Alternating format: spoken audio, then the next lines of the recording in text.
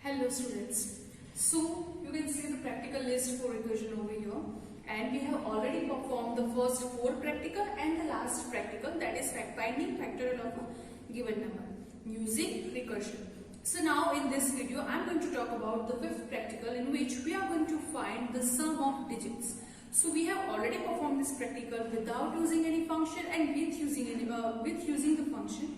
But now in this lecture I am going to talk about how you can perform this program with using the recursion, right? So let me open my IDE first.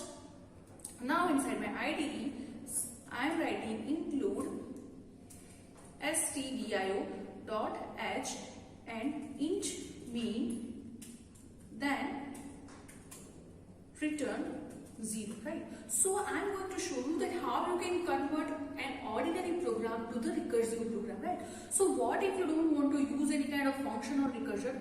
How you perform this program? You are going to take value from user. So for that I am writing enter the value and then scanf %d here and n, right? So now what I was doing, while n greater than 0 and greater than 0, what I was doing, I am doing r equal to n modulo 10, finding remainder, that is the last digit, sum equal to sum plus r, that is finding the sum of digits, and n equal to n divided by 10, right? And at the end I was printing printf /n sum of digits of a given number is %d, and here it is sum, right? So let me save this program. Now I have to declare r, then sum equal to 0, and let me save this program. Now just let me check if we are getting answer or not. So if I am entering 1, 2, 3, 4, 5, that is 5 digit number, I am getting the correct answer 15, right? So I have told you that if you want to make a function of finding digit, you can make in some digit or some digits or digisum. Also you can give any name. Inside this I am writing a, and inside this I can copy this entire value, right? So I can just copy this and paste it over here. Now what should be declared? N should be declared in this and sum should be declared, right? But here sum equal to this sum digits, and inside it I am passing the value of n, right? So I hope you guys are understanding. I am just writing a function, and here I am writing int sum equal to 0. I can use sum as well as I can use another variable, says s equal to 0. I need r, and at the end I am just return s, right? So here there will be a, because value of this n will be copied to value of a. So every place of n I am just writing a, right? So here it will be a. Let me save this program. Here it will be s. Here it will be s. Let me save this program, compile it and check it if we are getting any error. So int initialization, what is an issue? Here I have not done semicolon. Right. So again let me save the program, compile it, and if I run it with 1, 2, 3, 4, 5, I am getting the correct answer. Now I have told you that if you want to convert the program with function to the program with recursion, You do not need to change anything inside this main, right? So what you need to do, what you need to change is inside this function. And I have told you that you just have to eliminate the loop and use the recursive function with some kind of terminating condition. So here you know the terminating condition will be same, that the value of whatever function or whatever number inside this bracket or the parameter should be greater than 0, right? So I am just eliminating this. What I am going to do, I am checking if a is greater than 0 or not, right? That means if I am having some kind of digit in my number or not. Because we know that for 1, 2, 3, 4, first it will be 1, 2, 3, 4, then it will be 1, 2, 3, 4, for 1, 2, 3, 4, 5, it will be, then it will be 1, 2, 3, 4, then it will be 1, 2, 3, then it will be 1, 2, then it will be 1, and then the iteration will be over. So we have already performed this program, right? So the condition should be a greater than 0. Now if a greater than 0, what should be done? Let me put it inside, right? But as I cannot use loop, I am calling some digit of n by 2. I hope you guys are understanding what I have done, right? So what exactly the logic over here is, let me open my whiteboard. So let me open my whiteboard.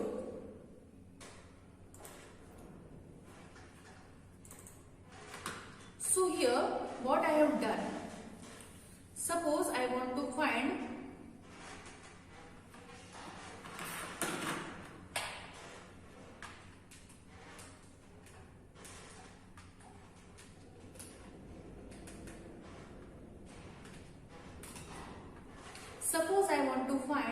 sum of digits of 1479, right? I want to find the sum of digit of this number. So what I am going to do, I am going to make a function sum digit, or say some digits. Inside this I am passing this value. Now it will check if this is greater than 0 or no, because inside a right now value of a is 1479. I am getting r equal to 9 over here, and sum equal to, initially sum is 0 and then 9, so new sum become 9. Now I want just 149. How I can get 149 and r and all that things? If I am writing sum digits of n by 10, that is n is initially this, so if I am doing 1479 divided by 10, that is 147, because n by 10, or here it will be a by 10, right? So here it will be a by 10. So now the new value of a become, here new value of a become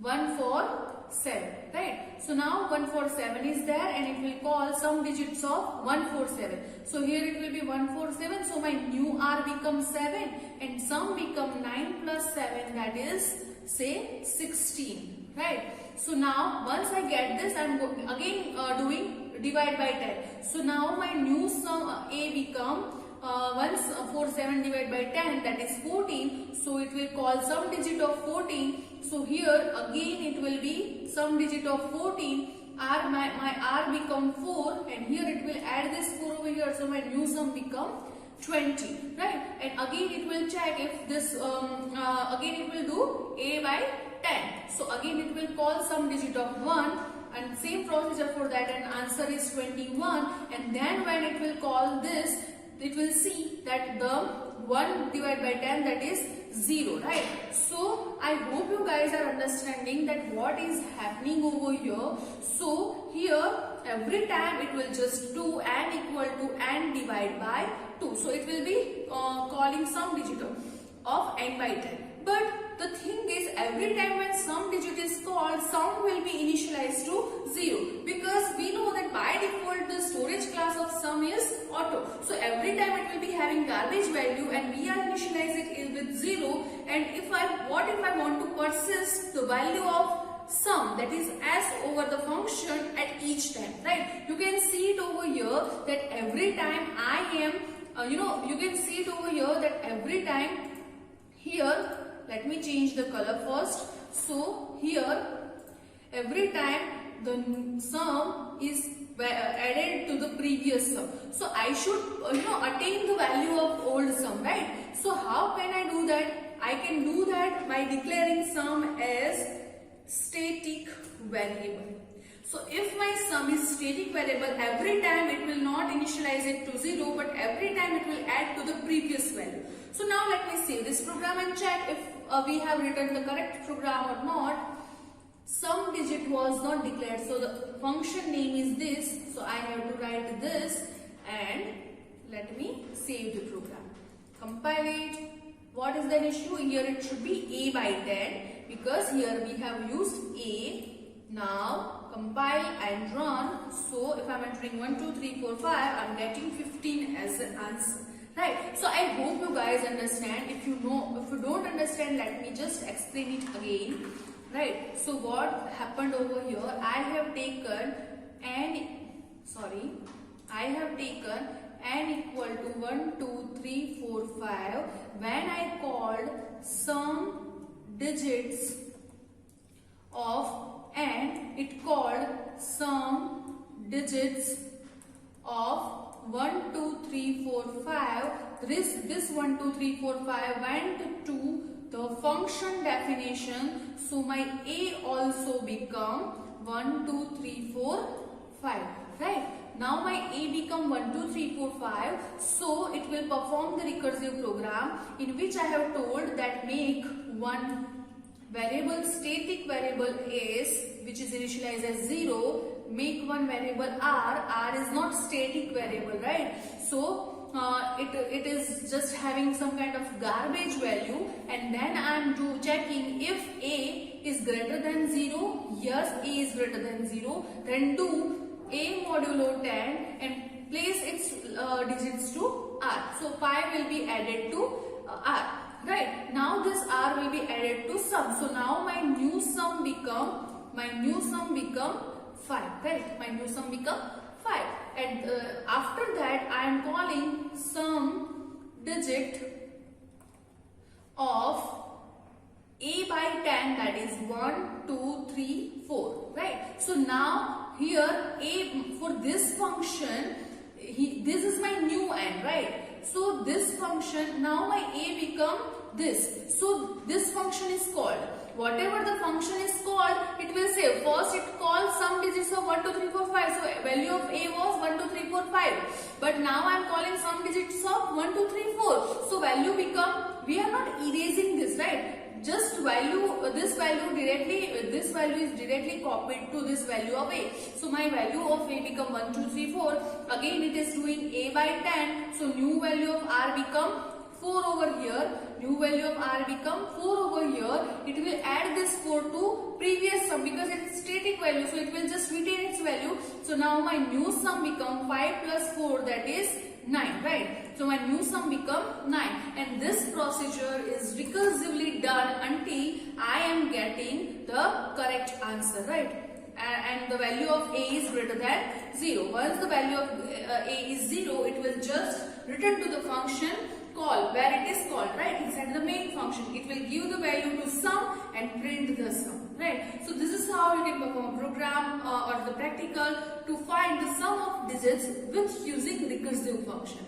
So basically, if you know that how to convert a program to a simple program to a functional program, then it will be very easy for you to understand recursion. But for that, you have to know the concept of function as well as the storage class, especially static storage class. Where to use static is very important. Now, if you really want to perform some more examples of recursion, you can find any program of function and convert it to the recursive program, right? You can find the GCD of given numbers using recursive program. So you can take it as a homework program in which you are finding GCD of a given number using recursive function, right? So this is all about the recursion. So we have successfully completed our chapter of recursion. If you have any doubt, you can comment below the comment section and ask me. I'll always here to help you, and see you in the next class. Thank you so much.